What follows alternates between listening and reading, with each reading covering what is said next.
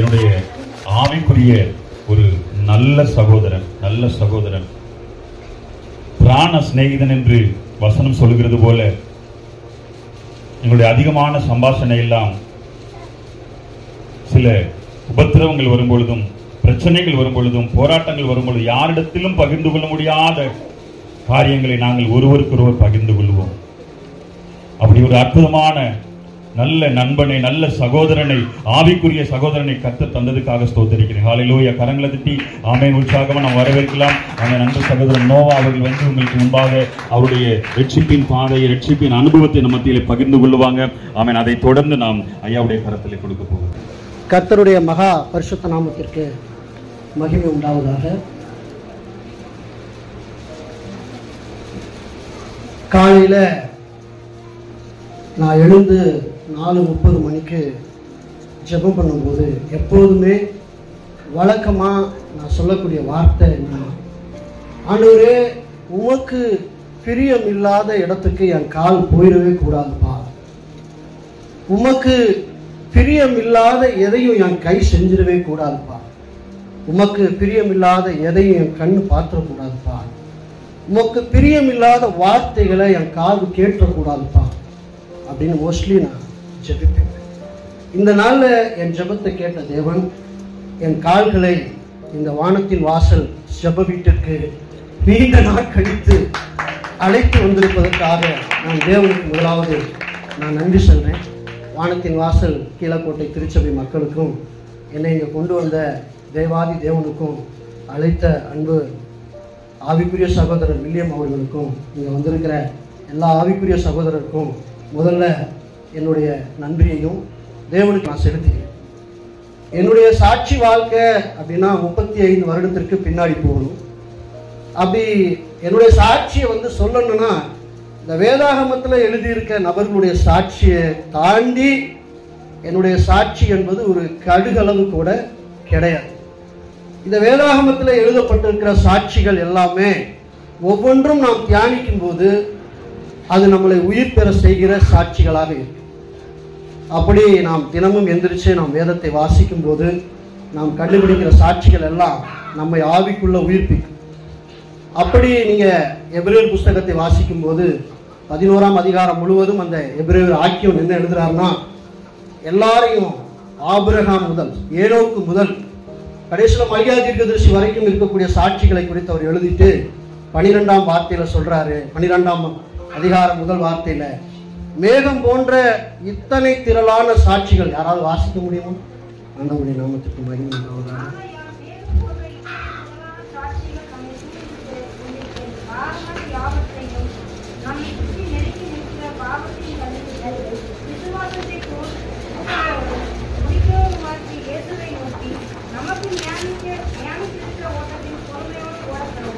இந்த இடத்துல இந்த மேகம் போன்ற திரளான சாட்சிகள் அப்படின்னா அதுக்குள்ள என்னோட சாட்சி வந்துருமான்னு கேட்டா வராது. அதுக்குள்ள என் சாட்சி வந்துருமான்னு கேட்டா நிச்சயம் வராது. ஆண்டவர் செஞ்ச ஒரு கொசுறு எங்க வாழ்க்கையில செஞ்ச சின்ன சாட்சி. அதை நம்ம சொல்லணும்னா உங்க சகோதரர் கொடுத்திருக்க அந்த 20 நிமிடம் பத்தாது. அது நிச்சயமா ஒரு நாள் நான் நீண்ட பகிர்வாக ஆண்டவருடைய மகிமையை சொல்லி நான் சாட்சி பகர ஒரு நாள் தேவன் வாய்ப்பு கொடுப்பார். நான் நம்புறேன். உங்க மத்தியில் வந்து அல்லேலூயா அல்லேலூயா உற்சாகம் இருக்கீங்களா? ஆனா வார்த்தை வரும்போது அதை பண்படுத்தக்கூடிய நிலம் அதை ஏற்றுக்கொள்ளணும். எவ்வளவு வலிமையான வார்த்தை வந்தாலும் அந்த வார்த்தையை அக்செப்ட் பண்ணக்கூடிய நிலங்கள் வந்து பண்பட்டதா இருக்கும் இல்லையா? முள்ளுள்ள இடங்கள்ல புல்லுள்ள இடங்கள்ல ரொம்ப ஸ்ட்ராங்கான விதையை விதைச்சா அது என்ன செய்யாது? முளைக்காது. நீங்க ஆமேன் சொன்னா நான் தொடர்ந்து உற்சாகமா சொல்லுங்க. ஆமேன். மேகம் போன்ற திரளான சாட்சிகள் பைபிள்ல நிறைய இருக்கு. அப்படி நான் பிரமித்த சாட்சிகள்லாம் நிறைய உண்டு. இருந்தாலும் நான் அதிலிருந்து ஒன்று மேற்கோள் காட்டி நான் சொல்லல. என்னுடைய வாழ்க்கையில தேவன் செஞ்சதை நான் சொல்றேன். 35 வருடங்களுக்கு முன்பதாக என்னுடைய முதல்ல என்னுடைய சகோதரர் 1991 இறந்தது. அவர் இறந்ததுக்கு அப்புறம் எங்களுடைய குடும்பம் ரொம்ப பின்னோக்கி தள்ளப்பட்டது. பின்னோக்கி தள்ளப்பட்டது மீன் இந்த என்ன சொல்றது அப்படின்னா பிசாசின் பிடியில பயங்கர அகோரத்துல சிக்கி தவித்த ஒரு ஃபேமிலி எங்களுடைய ஃபேமிலி. அப்படிப்பட்ட ஒரு சூழ்நிலையில சொந்த வீட்டை காலி பண்ணிட்டு ஒரு குடிசை வீட்டில் போய் தங்கும் நிலை. என்னோட சகோதரன் இறந்ததுக்கப்புறம் எங்கள் அம்மா மென்டலி டிஸ்டர்ப் ஆகிட்டாங்க. ஆல்ரெடி என்ன சொல்கிறதுனா அன்கான்ஷியஸ் ஆகிட்டாங்க, என்னோட கான்ஷியஸை இழந்துட்டாங்க. அப்படிப்பட்ட ஒரு சூழ்நிலையில் அவங்களுக்கு ஒரு வியாதியும் வந்தது, ரத்தப்போக்கு வந்தது, கிட்னி ஃபெயிலியரு. மனுஷங்க எல்லாரும் கைவிட்டு தூக்கி தூர போட்ட ஒரு நிலை. எங்கள் பெரியம்மா கடைசியில் கூத்தலூர்னு காரைக்குடி பக்கத்தில் இருக்கு, அத்தையோடைய சொந்த ஊர். நான் ஆண்டவரை மகிமைப்படுத்துகிறேன். அந்த ஊருக்காக இன்னைக்கு நான் ஜெபிக்கிறேன். என்னுடைய ஆவிக்குரிய தாய் தகப்பனுக்காக கூட நான் தினமும் ஜெயிப்பது உண்டு. இன்னைக்கு வரைக்கும் நான் மறக்காமல் ஜெபிக்கிறேன். அதனால தான் ஆண்டவர் இங்கே கூட்டி வந்திருக்காரு நமக்கு தெரியல. அப்படி அவங்க ஊர் அதுங்க. அங்கே ஒரு நாள் அங்கே இருக்கும்போது மாமா சாமன் மாமா அங்கே இருந்தாங்க, ஜெபம் பண்ணிட்டு இருக்காங்க. அது எங்களுக்குலாம் தெரியாது, எங்கள் அம்மா அங்கே போனது, அம்மா அங்கே இருந்ததெல்லாம் தெரியாது. அங்கே இருக்க ஒரு ராக்கம்மான்னு சொல்லி ஒரு அம்மா என்ன பண்ணுறாங்கன்னா, இந்த ஜெப கூடுகைக்கு அங்கே வீட்டில் கூடுன அந்த ப்ரேயருக்கு கூட்டிகிட்டு போகிறாங்க.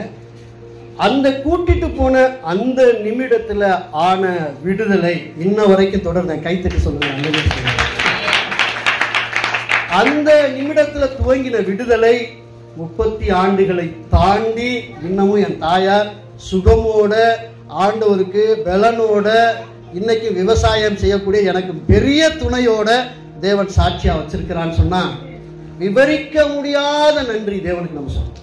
விவரிக்க முடியாத நன்றி. சரி, இதெல்லாம் சாட்சியை ஏன் நம்ம வாழ்க்கையில தேவன் ஏற்படுத்துறாரு? நீங்க வாட்டில் அற்புதத்தை பெற்றுக்கிட்டு போய்கிட்டே இருங்க அப்படின்னு கூப்பிட்டு எல்லாரையும் ப்ளஸ் பண்ணி அற்புதம் பண்ணிக்கிட்டே விட்டுருவாரா? ஒரு நோக்கம் இருக்காதா? ஆசிரியருக்கு ஏன் மாணவர்களுக்கு பாடம் நடத்துறாங்க? அவங்களோட கடமைக்காக நடத்திட்டு விட்டுருவாங்களா? அவங்களுக்கு ஒரு இலக்கு, மாணவர்களுக்கு ஒரு எதிர்காலம் இருக்கு. அப்படி தேவன் எல்லாரையும் சும்மா அழைப்பதில்லை. இங்க வந்திருக்கிற எல்லாருமே என்னை அவங்க கூப்பிட்டாங்க சர்ச்சுக்கு வந்தேன், இவங்க கூப்பிட்டாங்க சர்ச்சுக்கு வந்தேன், இல்லைங்க நானா தான் கேள்விப்பட்டு வந்தேன். இன்னும் நீங்கள் அழைக்கப்பட்டவர்கள், நீங்கள் அழைக்கப்பட்டவர்கள். அழைக்கப்பட்டவர்களா இருந்து விட்டு போறதுக்கு இல்ல, தெரிந்து கொள்ளப்பட்டவர்களாகவும் நீங்கள் மாற வேண்டும். அல்லேலூயா. உற்சாகமா கைத்தட்டுங்களேன். ஏன் அழைக்கப்பட்டவர்களும் தெரிந்து கொள்ளப்பட்டவர்களும் இவ்வளவு சோகமா உட்கார்ந்துருக்கணும்? இவ்வளவு சோகமா உட்கார்ந்துருக்கணும். நம்ம ஆண்டவர் இருக்கிறார் நம்புறோமா இல்லையா? தேவன் இல்லை என்றும் மதிகட்டவன் தன் உள்ளத்தில் சொல்கிறான். நம்மளுக்கு மதி இருக்கா இல்லையா? மதி இருக்கா? இன்னைக்கு எனக்கு செஞ்ச அற்புதம் நாளைக்கு இதே இடத்துல அடுத்த வாரம் பிரதர் மைக்கு பிடிச்சு உங்களுக்கு ஆண்டவர் என்ன அற்புதம் செஞ்சான்னு கேட்டா இங்க வந்திருக்கிற எல்லாருமே மைக்கு பிடிக்க தயாரா இருக்கணும். ஒவ்வொரு நாளும் தேவன் அற்புதம் செய்கிறவராய் இருக்கிறார். அற்புதம் செஞ்சுட்டு எங்களை விட்டுட்டாரா? இல்லையே. அந்த நாள்ல கீழக்கோட்டைன்னு ஒரு ஊருக்கு மாமா வந்து அவங்க அப்போஸ்தல ஊழியத்தை இங்க துவங்கி அதன் மூலம் நாங்க ஆண்டவரை தெரிந்து கொண்டு ஒரு பெரிய குடும்பமாகி அதன் மூலம் ஏற்பட்டு இந்த சபை நான் மறக்க மாட்டேன். வாழ்நாள் முழுவதும் ஆண்டவர் கொடுத்த முதல் திருச்சபை தேவன் கொடுத்தது. நான் இன்னைக்கும் அதற்காக தான் தேவன் இங்க அழைக்க வந்திருக்காரு. நன்றி சொல்றேன் தேவனுக்காண்டி. அதனால இந்த சபையில அங்கத்தினராக இருக்க நீங்க எல்லாம் பாக்கியவான். நிச்சயமாக ஆண்டவர் ஒரு வழிவாசலை மீண்டும் திறப்பார். நாம் எல்லோரும் இதே ஐக்கியத்தோடு நிச்சயமாக தொடரும். தேவனுக்கு மகிமை நான் செலுத்துறேன். அழைச்சவரு அற்புதம் செஞ்சுட்டாரு. ஏன் செஞ்சாரு? ஒரு பைபிள் வேர்டு அருமையா இருக்கு. ரோமர் புத்தகம் 6ஆம் அதிகாரத்துல 22ஆம் வார்த்தையை வாசிங்களேன். 22 ரோமர் புத்தகம். அழைத்தவர் நம்மளை இந்த உலக வாழ்க்கையிலிருந்து பிரித்தவர், பாவத்திலிருந்து விடுதலை ஆக்கி யாருக்கு அடிமையாக்கி இருக்காருங்க? நீங்கெல்லாம் யாருக்கு அடிமை? யாருக்கு அடிமை சொல்லுங்க? தேவனுக்கு அடிமைனா அடிமைக்கு என்ன வேணுமோ எஜமான் தருவாரா தரமாட்டாரா? தருவாரா தரமாட்டாரா? அப்புறம் ஏன் சோகமா இருக்கணும்? அப்புறம் ஏன்? சரி, ஓகே, அடிமை ஆயிட்டீங்க, அதுக்கப்புறம் என்ன உங்களுக்கு கிடைக்குது? ஹோலி ஸ்பிரிட் ஆண்டவர் நமக்கு தர்றாருங்க. தூய்மையான வாழ்க்கை ஒவ்வொரு கிறிஸ்தவனுக்கும் கிடைக்கக்கூடிய பலன். சரி, முடிவு என்ன? அதுதாங்க வாழ்க்கை. கையை தட்டுங்க. தேவன் எதற்காக நம்மளை அழைச்சிருக்காரு அப்படின்னா நித்திய ஜீவனுக்கு கொண்டு போவதற்காகத்தான் நம்மளை அழைச்சிருக்காரு. இந்த கான்பிடென்ட் உங்க லைஃப்ல என்ன செய்யணும்னா கடைசி வரைக்கும் இருக்கும். எனக்கு நித்திய ஜீவன் உண்டு. அப்ப எபிரேயர் புத்தகம் 12ஆம் அதிகாரம் 1ஆம் வசனம் சொன்ன மாதிரி இந்த பைபிளை நீங்க தினமும் படிங்க. உங்களுக்கு சாட்சி நிறைய இருக்குதுல. இந்த சாட்சியை நீங்க படிக்க படிக்க படிக்க உங்களுடைய பாரமான யாவற்றையும் விட்டு விலகி நீங்க இயேசு கிறிஸ்துவை நீங்க பிடித்து விசுவாசத்தை துவக்குகிறவர் முடிக்கிறவருமாகி அவருடைய கரத்தை பிரிச்சு நீங்க என்ன செய்வீங்க? நாள்தோறும் நடந்துருவீங்க. எங்களுக்கு அற்புதம் பண்ணிட்டாரு, விடுதலை பண்ணிட்டாரு, நல்ல சபையை தந்துட்டாரு, நல்ல குடும்பமா நடத்திட்டாரு, நல்ல நண்பர்களை தந்திருக்காரு. இன்னைக்கு ஆவிக்குரிய வாழ்க்கையில நாங்க 2 பேரும் பேசணும்னா உலக வாழ்க்கை ஒரு நாளும் நாங்க பேசுனதே இல்லை. இன்ன வரைக்கும் உலக வாழ்க்கை குறித்து நாங்க பேசுனதே இல்லை. பேசுவோம், ஆனா அதுக்கு முக்கியத்துவம் அதிகமா கொடுத்ததே இல்லை. ஆவிக்குரிய வாழ்க்கையை குறித்து தான் நாங்க அதிகமா தியானிச்சிருக்கோம். அப்படி ஒரு நல்ல ஒரு சகோதரனை அவங்களுக்கு சபைக்கு தேவன் தந்திருக்கிறார். அதுக்காக நான் இன்னொரு முறை கைத்தட்டுங்களா? இன்னொரு முறை கைத்தட்டுங்களா? நிச்சயம். சரி, ஓகே, எங்களை குடும்பமா கட்டமைச்சிட்டாரு, எங்களுக்கு பரிசுத்த வாழ்க்கை தருவேன்னு சொல்லிட்டாரு, நித்திய ஜீவனை தருவேன்னு வாக்கு பண்ணிட்டாரு. இப்ப என்னோட இன்னர் லைஃப் எப்படி இருக்கு? அழைக்கப்பட்ட நம்ம எல்லாருடைய இன்னர் லைஃப் எப்படி இருக்கு?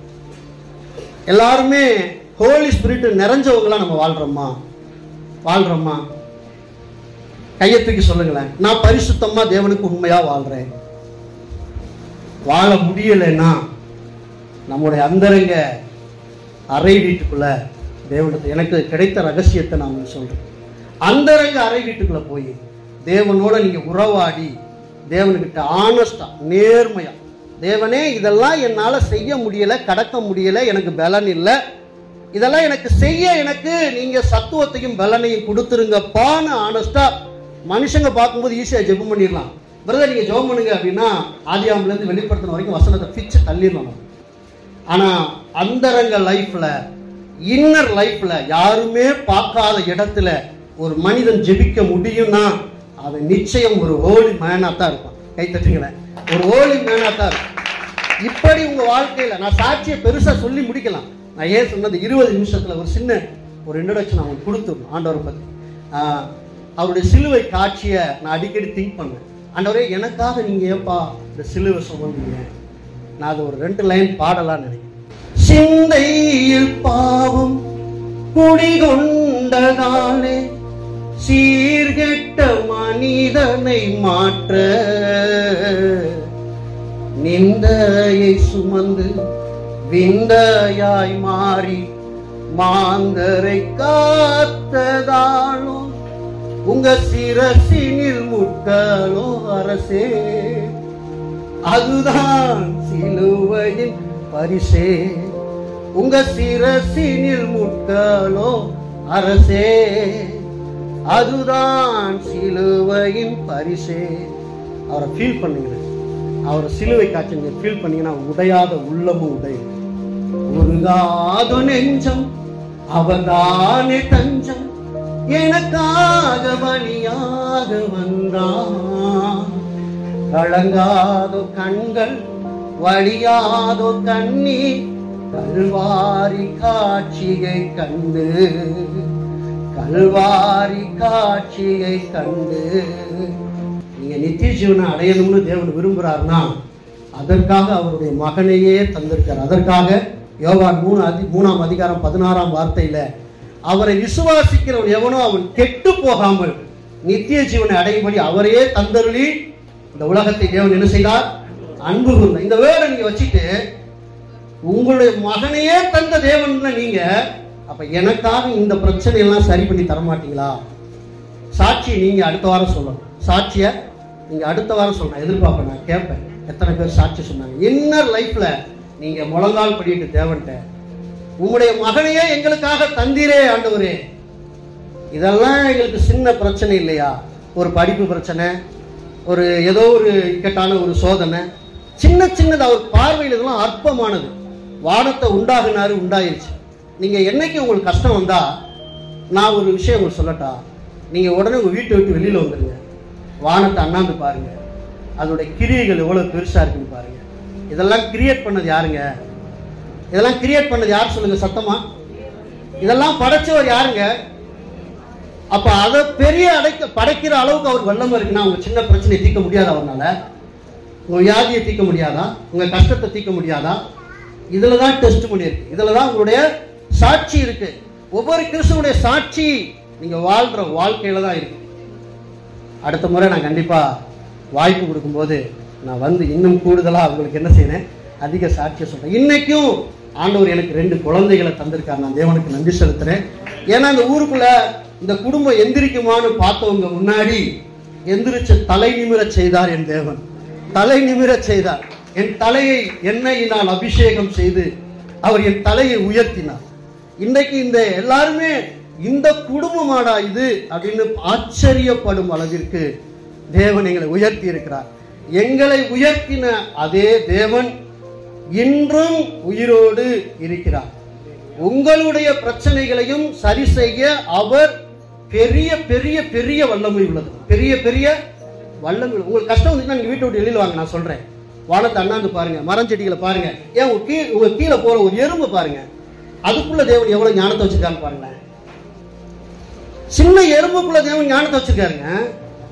அவர் படைத்ததெல்லாம் அதிசயம். தாவீது சொல்றாரு, அவர் படைத்ததெல்லாம் அதிசயம். உங்களுடைய படைப்புகளை நான் நிதானித்து கிரகித்து பார்க்க முடியல ஆண்டவரே, உண்மை துதிக்கிறேன். ராஜாமத்தில் எந்திரிச்சு சாமத்தில் எந்திரிச்சு துதிச்சுட்டே இருக்கேன் ஆண்டவரே, உங்களுடைய படைப்புகளை நிறுத்து. நயா ஆண்டவர், ஆண்டவர், ஏன் நம்ம எல்லாம் சோகமா இருக்கணும்? ஏன் நம்ம சோகமா இருக்கணும்? ஒண்ணுமே கிடைக்காத மாதிரி ஏன் இருக்கணும்னு கேட்கிறேன். அப்ப நீங்க என்ன சொல்றீங்க? தேவன் இல்லைன்னு சொல்றீங்க. உங்களோட பிரச்சனையை தீர்க்கலைன்னா என்ன முடிவுக்கு வந்துடலாம்? தேவன் இல்லைன்னு சொல்லிடலாமா? அதுதானே அர்த்தம். என் பிரச்சனை தீரல தீரல தீரலன்னு சொல்லிக்கிட்டே இருந்தா தேவன் இல்லைன்னு சொல்லிட்டு போக முடியாது. அப்ப தேவன் உண்டென்றும் அவரை நம்புகிறவர்களுக்கு அவர் அதிசயம் செய்கிறார் என்றும் நாம் நம்ப வேண்டும். அல்லேலூயா. விசுவாசி விசுவாசியா இருக்கணும். விசுவாசி விசுவாசி. அவிசுவாசம் உள்ளவனை தேவன் அருவருக்கிறார். எதுலையுமே நீங்க நம்பிக்கை இல்லாத வந்தீங்கன்னா ஏன் நம்ம சர்ச்சுக்கு வரணும்? தேவனை நம்புறதுனால இங்க வந்திருக்கோம். இந்த நாள்ல இருந்து இன்னர் லைஃபை நான் ஆண்டவருக்கு சித்தமானா அடுத்த முறை வந்து உங்களோட சாட்சி சொல்லும்போது என்னோட இன்னும் நிறைய நீண்ட சாட்சி, என் வாழ்க்கையில் ஆண்டவர் செய்த அற்புதங்கள். மோசமா ஒரு கேடியா வாழ்ந்தவங்க நானா, ரொம்ப மோசம். என் கூட சேரக்கூடாதுன்னு சொல்லுவாங்க எங்க ஊர்ல. அவங்க கூட சேர்ந்தீங்கன்னா கெட்டு போயிருவீரா அப்படின்னு சொல்ற அளவுக்கு இருந்த அதே வாய் நான் இன்னைக்கு போறேன். ஒருத்தர் சொல்றாரு, அவங்க கூட சேருங்கடா, அவங்களுக்கு நல்ல புத்தி வருங்க. என் வாழ்க்கையை தேவன் மாத்தினாருங்க. என் வாழ்க்கையை தேவன் மாத்தினார். ஏன் உங்களை மாற்ற மாட்டாரு? ஏன் உங்களை தேவன் மாற்ற மாட்டார்? நான் கண்களை மூடி அப்படியே நான் செபிப்போம். ஒரு 5 நிமிடம் நான் செபிச்சுக்கலாமா? 5 நிமிடம். எங்கள் அப்பா பிதாவே, நன்றியோடு நாங்கள் துதிக்கிறோம். அப்பா, நாம் யாவரும் முழங்கால் படிடலாமா? இது எனக்கு அதிகாரம் இல்லை, அந்த அதிகாரத்தை நான் பெறவும் இல்லை, எனக்கு அந்த தகுதி இல்லை. நான் இந்த இடத்துல தேவன் என்னை கொண்டாந்து நிறுத்தினதுக்கு தகுதி இருக்கான்னு நான் முதல்ல பார்த்தேன். அதுக்கான தகுதி கூட எனக்கு இல்லைப்பான்னு அழுதுட்டு இருந்தேன். ஆனால் இந்த இடத்துல கொண்டாந்து நிப்பாட்டுறதுக்கு ஒரு நோக்கம், என் காலையில் இந்த இந்த சர்ச்சை நோக்கி திருப்பினதுக்கு ஒரு அர்த்தம் இருக்கு. நாம் எல்லாரும் முடிந்தவர்கள் முழங்கால் போட்டு நம்முடைய இருதயத்தை ஒரு முறை பரிசோதனை. யோவான் அப்படி சொல்றாரு தெரியுமா? என் இருதயத்தை நான் பரிசோதித்து பார்க்கும்போது என் இருதயத்துல கரை இல்லைன்னா நான் தேவன்கிட்ட தைரியமா வருவேன். என் தேவன்கிட்ட தைரியமா வருவேன். அப்ப என் இருதயத்துல கரை இருக்குன்னா நான் எப்படி தேவ சமூகத்தில் வர முடியும்?